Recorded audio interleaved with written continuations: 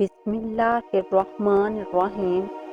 قرآن مجید میں اللہ تعالیٰ ارشاد فرماتا ہے کہ اللہ کی رضا کے لیے حج اور عمرہ مکمل کرو۔ یہ وہ عظیم عبادت ہے جس کے ذریعے بندہ اپنے رب کے قریب ہو جاتا ہے۔ جب انسان خالص نیت کے ساتھ اللہ کے گھر کی حاضری دیتا ہے تو اس پر رحمتوں کے دروازے کھول دیے جاتے ہیں۔ ایک مرتبہ صحابہ کرام رضی اللہ تعالی عنہ نے نبی کریم صلی اللہ علیہ وآلہ وسلم سے عرض کیا، یا رسول اللہ صلی اللہ علیہ وآلہ وسلم، سب سے افضل عمل کون سا ہے؟ حالانکہ نیکیوں کے بہت سے کام ہیں، راستے سے تکلیف دہ چیز ہٹا دینا بھی صدقہ ہے، کسی کے ساتھ اچھا سلوک کرنا بھی نیکی ہے، مگر صحابہ نے پوچھا کہ سب سے بلند اور افضل عمل کون سا ہے؟ نبی کریم صلی اللہ علیہ وآلہ وسلم نے فرمایا، اللہ اور اس کے رسول پر ایمان لانا۔ پھر فرمایا، اللہ کی راہ میں جہاد کرنا۔ اس کے بعد آپ صلی اللہ علیہ وآلہ وسلم نے جس عمل کو سب سے عظیم قرار دیا وہ حج بیت اللہ ہے۔ اللہ کے گھر کی زیارت نصیب ہونا بہت بڑی سعادت اور عظیم نعمت ہے۔ میرے پیارے آقا صلی اللہ علیہ وآلہ وسلم نے حج کی فضیلت کو سمجھانے کے لیے ایسی مثالیں بیان فرمائی کہ اگر انسان ان پر غور کرے تو دل کانپ اٹھے۔ ہم اکثر یہ احادیث سنتے ہیں مگر ان کی گہرائی تک نہیں پہنچ پاتے۔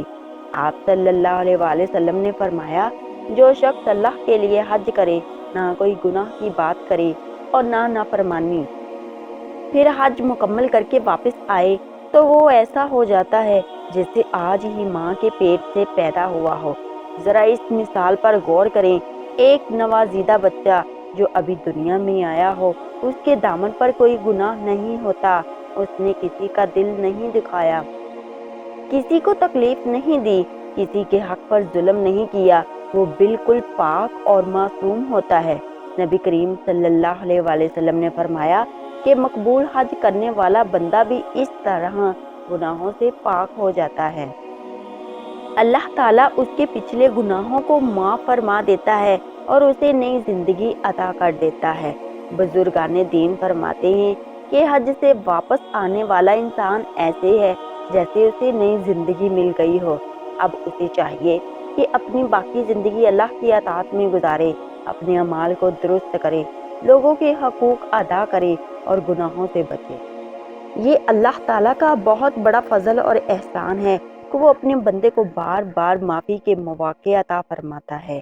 حضرت عبداللہ بن عباس رضی اللہ تعالی عنہ کے بارے میں آتا ہے کہ جب ان کا آخری وقت قریب آیا تو انہوں نے اپنے بچوں اور گھر والوں کو اپنے پاس بلایا۔ لوگ عموماً آخری وقت میں جائیداد اور دنیاوی معاملات کی باتیں کرتے ہیں، مگر انہوں نے فرمایا، آؤ میں تمہیں اپنے نبی کریم صلی اللہ علیہ وآلہ وسلم کی چند حدیثیں سناؤں۔ کیا شان تھی ان عاشقان رسول صلی اللہ علیہ وآلہ وسلم کی، ان کی زندگی بھی حضور صلی اللہ علیہ وآلہ وسلم کی محبت میں گزری اور آخری لمحے بھی سنت رسول بیان کرتے ہوئے گزرے۔ پھر حضرت عبداللہ بن عباس رضی اللہ تعالی عنہ نے ایک حدیث سنائی کہ نبی کریم صلی اللہ علیہ وآلہ وسلم نے فرمایا، جو شخص مکہ مکرمہ سے پیدل حج کے لیے نکلے، یہاں تک کہ حج مکمل کر کے واپس لوٹے، اللہ تعالیٰ اس کے ہر قدم پر بے شمار نیکیاں عطا فرماتا ہے۔ صحابہ کرام رضی اللہ تعالی عنہ حیران رہ گئے۔ پھر آپ صلی اللہ علیہ وآلہ وسلم نے فرمایا کہ ہر قدم پر اس کے گناہ معاف کیے جاتے ہیں، اس کے درجات بلند کیے جاتے ہیں اور اس کے لیے عظیم اجر لکھا جاتا ہے۔ سوچئے ذرا، وہ خوش نصیب بندہ جو اللہ کے گھر کی طرف بڑھ رہا ہو، اس کا ہر قدم رحمتوں میں ڈوبا ہوا ہوتا ہے۔ وہ چلتا ہے تو اللہ کی مغفرت اس کے ساتھ چلتی ہے، وہ تھکتا ہے تو رحمت الہی اسے ڈھانپ لیتی ہے۔ ایک اور حدیث میں نبی کریم صلی اللہ علیہ وآلہ وسلم نے فرمایا کہ جب حاجی کی سواری اللہ کے گھر کی طرف بڑھتی ہے تو اس کے ہر قدم پر ایک گناہ معاف ہوتا ہے اور ایک نیکی لکھی جاتی ہے اور اس کا ایک درجہ بلند کر دیا جاتا ہے۔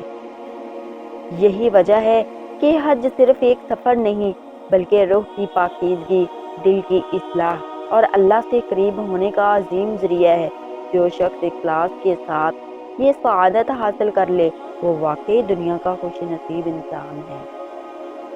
اللہ تعالیٰ سے دعا ہے کہ اللہ تعالیٰ ہمیں بھی اخلاص کے ساتھ یہ سعادت نصیب فرمائے اور ہمیں بھی دنیا کے خوش نصیب انسانوں میں سے شامل کرے۔